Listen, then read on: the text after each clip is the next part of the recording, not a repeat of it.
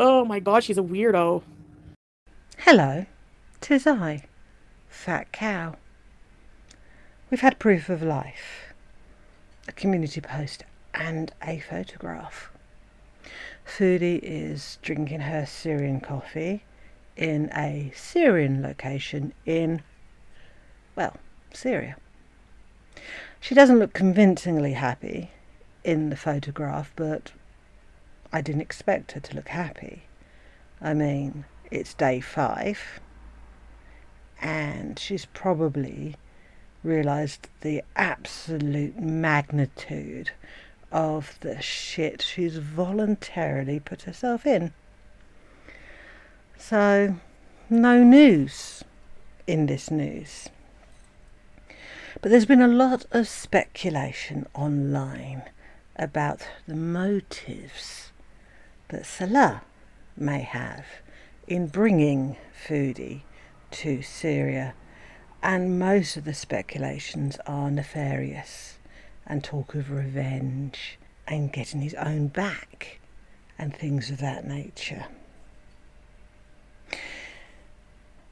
I have an opinion, speaking as a Western woman who was in a relationship with a Middle Eastern man who was, let's say, for want of a better phrase, extremely angry.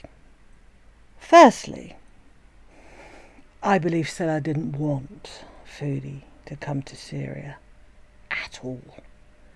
Not because he was worried about her coming to Syria, but because he thought he had gotten rid of the physical presence of Foodie and just had the best bits of her now, i.e. her money.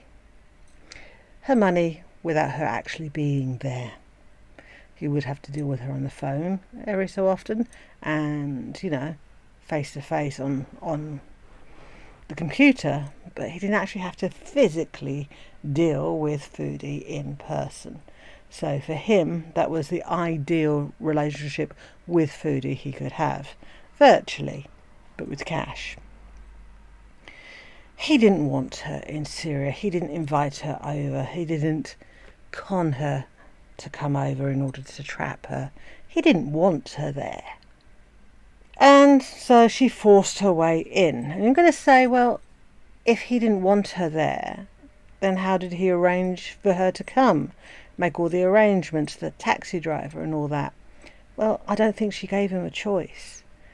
He either facilitated her entry or cut him off completely financially. Now, that's not an ideal situation for Salah. I mean, he's in the relationship for money. She's destroyed his life in Kuwait. And now he actually, after almost 3 years of being a successful romance scammer, needs money to survive now. So for him to cut off his cash cow when he actually needs money to rebuild his life that he has destroyed with Foodie Beauty, this is the worst moment for him to cut off his cash cow. And so if Foodie said, if you don't let me come, you're getting no money, he would be in actually more shit than he already is in. And that's already a lot of shit.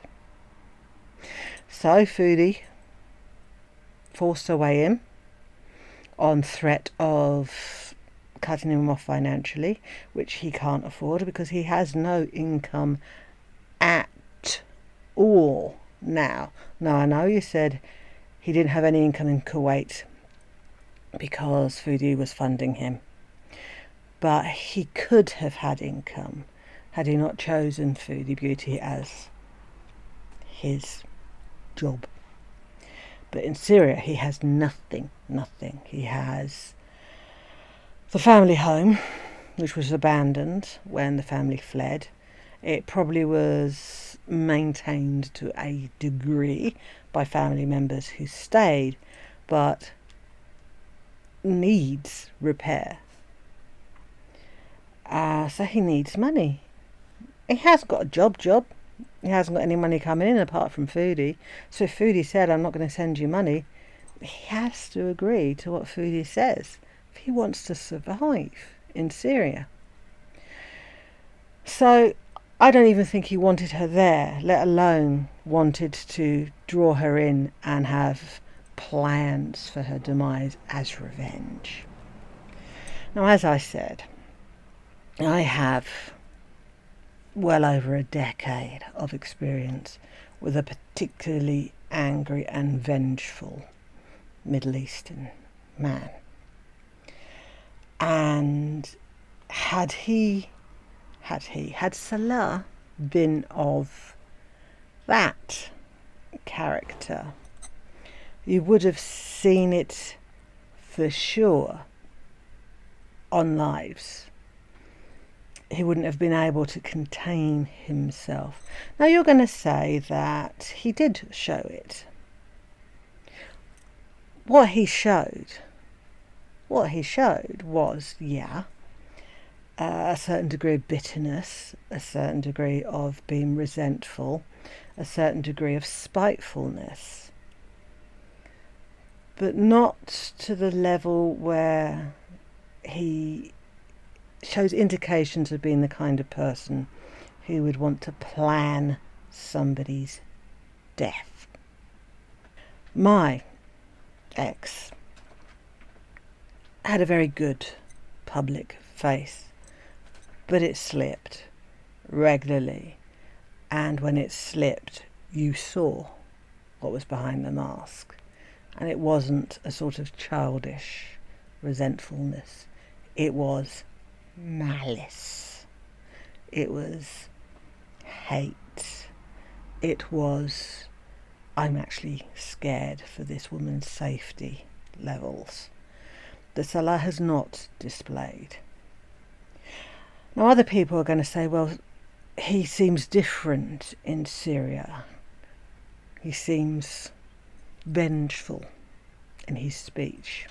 I'd say he sounds like a man who lost everything.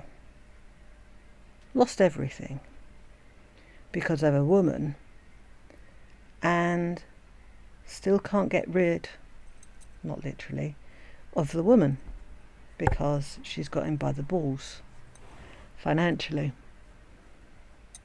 I'd say he sounds broken. I'd say he sounds ruined. Now he probably does hate Foodie and hate Foodie for how his life's become. But he also knows that she's his best bet to rebuild a life because of the money that she can bring. We're listening to a man who's not planning the end of Foodie, but who has made a deal with the devil, has sold his soul, and is regretting everything, but also slightly resigned to the life that he's created for himself. From what I know of particularly narcissistic, angry Middle Eastern men, not just my ex, but mostly my ex, Salah is not them. It's more like a teenage boy who pulls hair. The one who runs the roost in that relationship's Foodie. He hasn't cut her off from her family. The country's cut her off from her family, the country she voluntarily went to, the country she forced herself into. Salah's just trying to make best what he can do. I doubt he's going to come online. He's broken. He is broken. His facade of being a young, successful entrepreneur has fallen, and he doesn't want us to even see the physical embodiment of his downfall. Yeah, he's bitter. Yeah, he probably wishes bad things on Foodie, but he's not going to. He's not planning to. If it happens, it happens. He probably will be unbothered. But that's about as nefarious as he gets. He's not planning the end of Foodie, but if Foodie should end, it's just kind of meh. Salah's not sinister. He's not smart enough to be, a mastermind behind nefarious undoings of Foodie. He's not going to prevent it either, should it happen, but he's not going to be the mastermind behind her downfall. Foodie's the mastermind behind her downfall. She's cut off from her friends, her family, because she cut herself off by going to Syria. That wasn't his plan. He didn't want her there. So while in the absence of content from Foodie, it is easy to speculate what's going on, I am of the opinion, based on my experience with very angry, vengeful, spiteful, narcissistic Middle Eastern Muslim man, Salah's not one of those. He's a guppy in a tank full of sharks. When we talk about these kind of individuals, he might be able to nibble, but he can't bite your head off.